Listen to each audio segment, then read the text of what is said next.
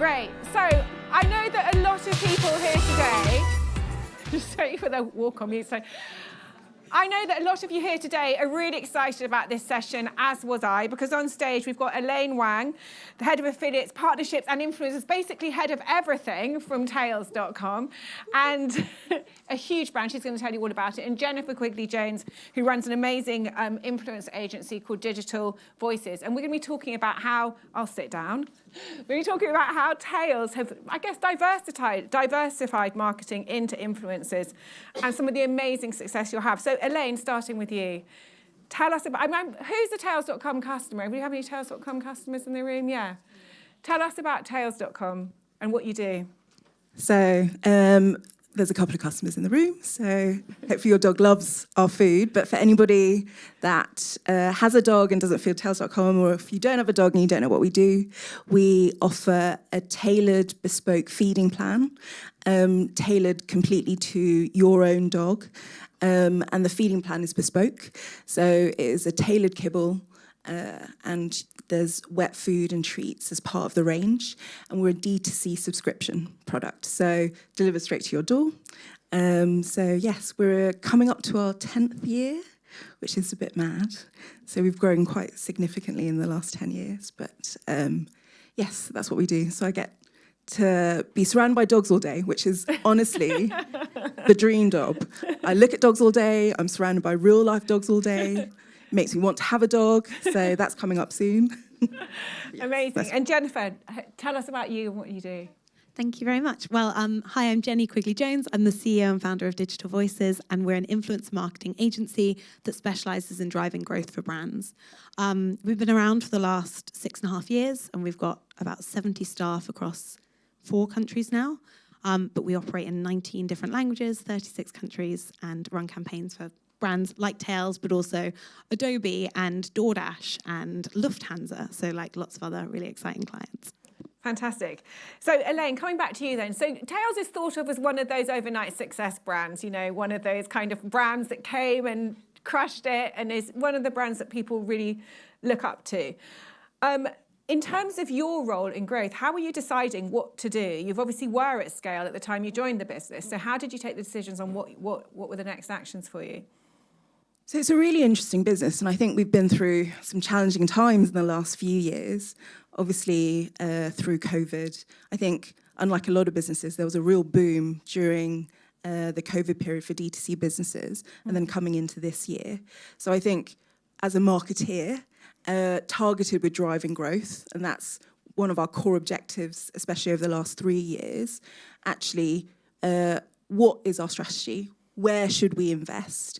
And I think we have evolved to be a scale-up business now. So we're at the stage where actually we need to think more holistically about the different channels, the different areas of the business that we invest in. So at our heart of our business, we're customer-led.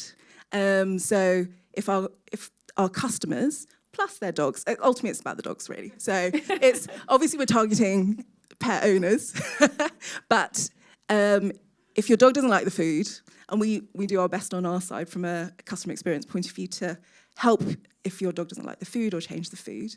But it all starts from our great product. And then how do we reach audiences who either have never heard of us or have heard of us but don't know very much about us? So we have a really broad marketing mix, and that was a very conscious decision. So even though we have been targeting direct response, so acquisition-led for most of our strategy in the last couple of years. That's evolving a little bit, which I might And you mean about. Facebook, Google? Yes. So we're talking a predominantly paid digital, but we did invest in TV, out-of-home, audio alongside that to have a more holistic strategy. But ultimately, we were looking to drive as many customers to try our product and then stay with us. So I think if anybody's familiar with the DTC subscription model, the revenue comes from having a loyal customer base that stays with us for a long period as possible. So obviously the product has to be great. So customer loyalty and retention is also really important. So in terms of marketing and customer messaging, we're really thinking about what do our customers need to know about us to be able to try our service? And that means reaching as many relevant audiences as possible by having a really diverse range of content, media, testing new things. So we've got a really strong test and learn philosophy at tails.com, which is great. So it means it's not boring when we try and move as quickly as possible. And that's been our philosophy over the last couple of years, and that's really helped with growth. And in terms of, so like many brands, you were quite focused on those paid channels. And I think, if I remember, your influencer strategy was there, but it wasn't, influencer marketing was happening, but there wasn't really a strategy. Is that where the brand was at until you sort of decided to get it nailed?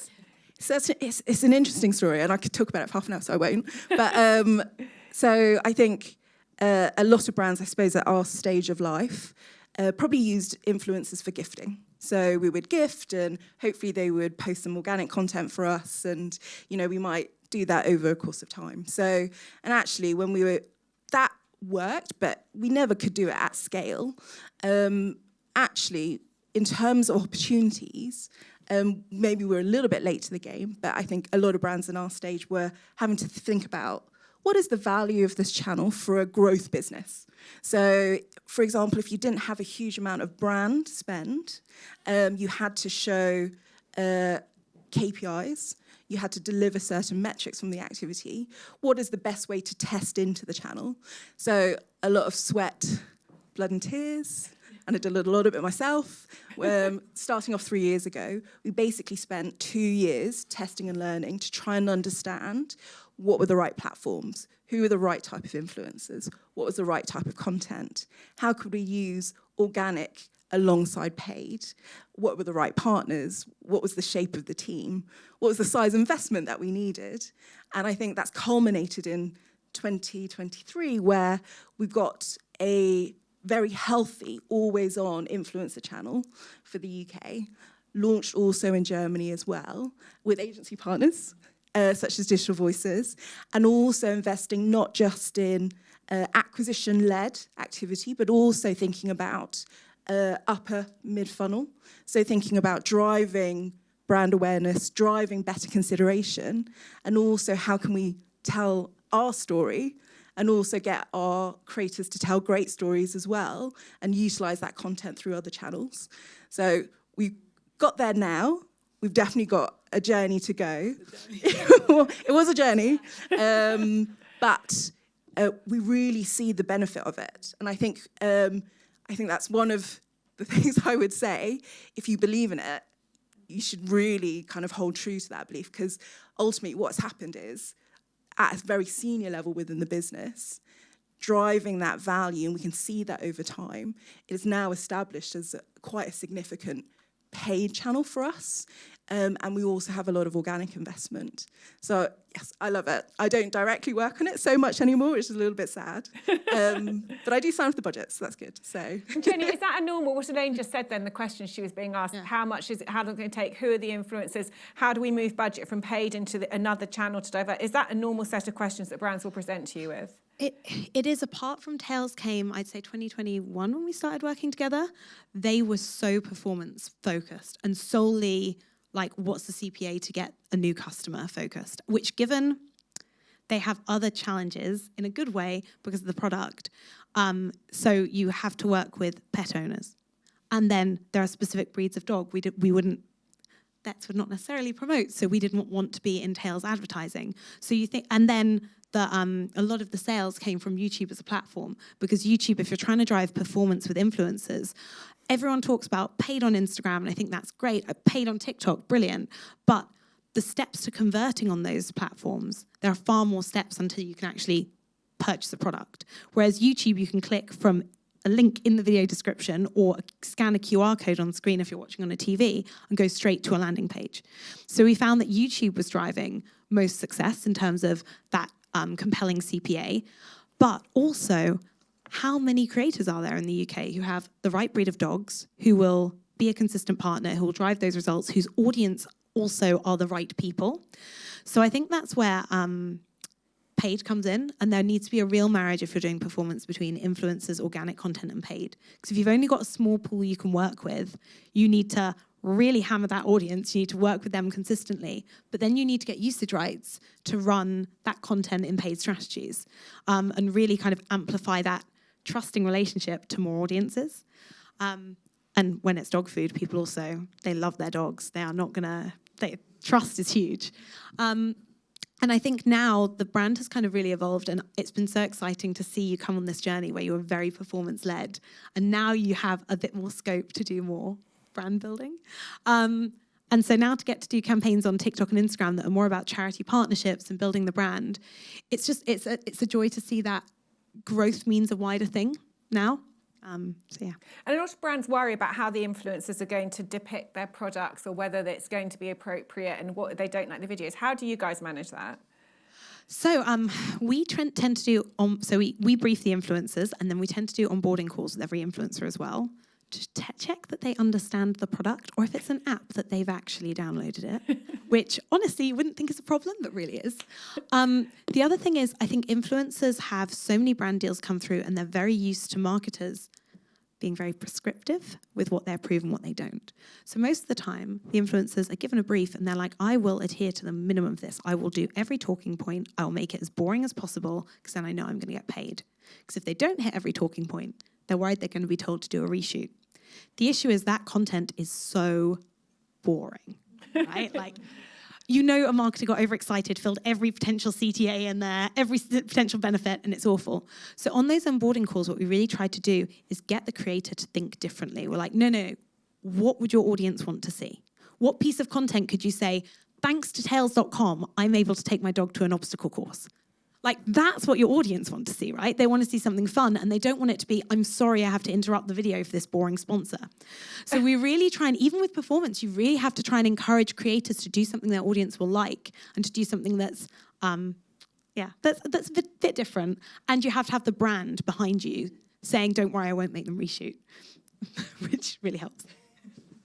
Just to add to that a little bit, so I think when we think about why we want to work with influencers, we really want to work with them because they've got a loyal audience that loves their content. So as a brand, why would we be really prescriptive about exactly what we would want from a creator? We might as well just book a dog, which we do, and their owner, and shoot that, and then create content from that. We really want our creators to talk about us, but in their own voice. So some of the stuff that we did in the early YouTube days, I think we had like a mukbang video where they featured tails.com, which was hilarious. We had quite a lot of days in their lives, which was really lovely and fit really well with the content of that particular YouTube channel.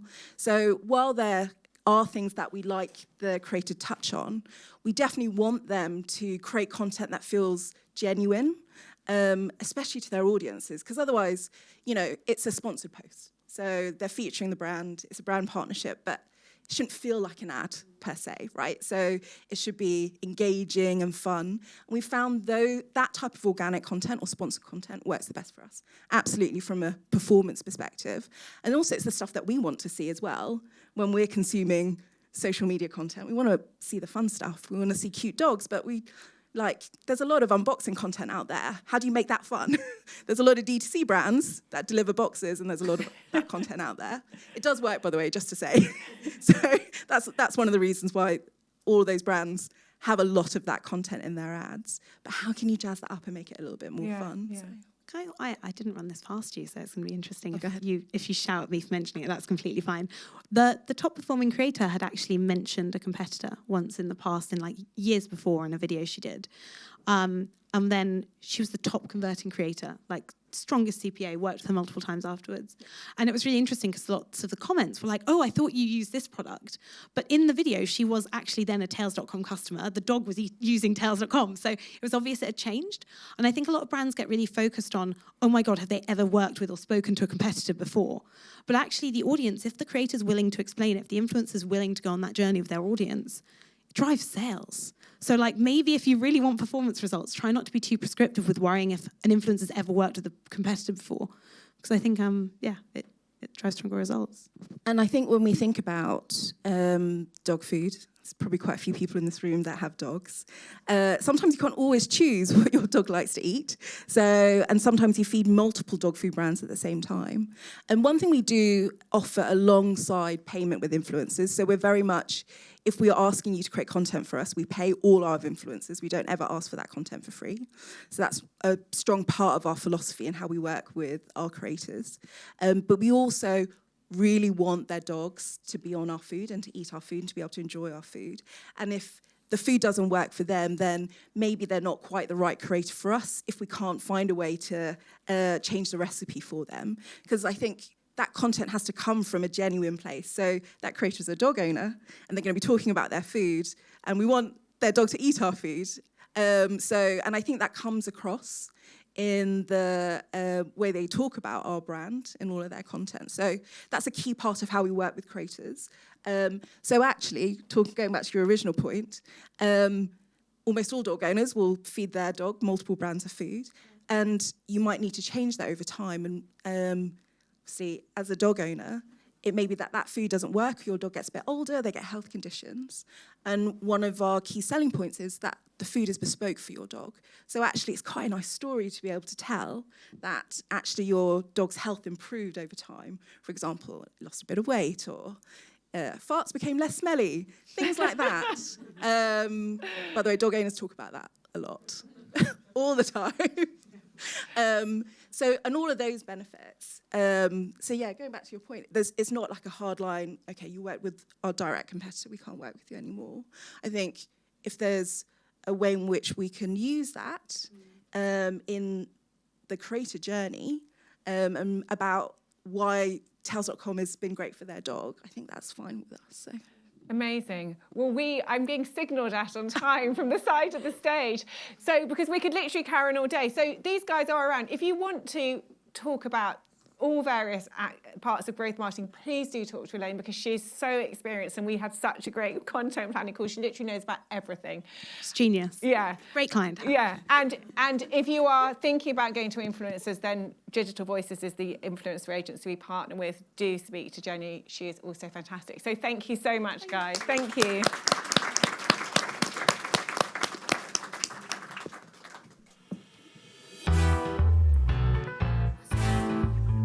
Are you leaving right away when I see